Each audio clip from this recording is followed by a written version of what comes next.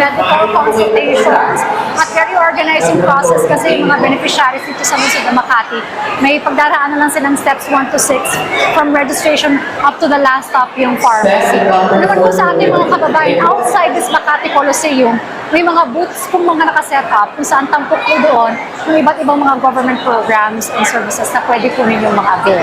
At yun muna ang latest mula dito sa lungsod ng Makati para sa Lab for All program. Muli ako po si Dayan Guerrero para sa Bayan. Back to studio. Thanks, Dayan! Maging mulat, makialam at makibahagi dahil tayo ang gumagawa ng ating kasaysayan. At mag-agree tayo. Mag-agree tayo.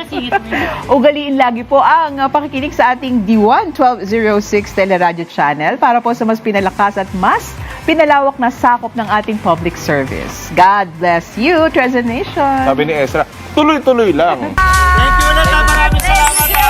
Galing nyo. Mga kapatid, ingat po lagi. Yan ang paalala. Para sa kapit namin, dito lang sa inyong Pambasa Morning Show kung saan laging una ka!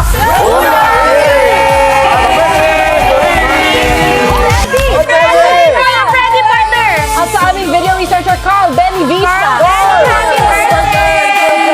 Partner, happy birthday! Thank you,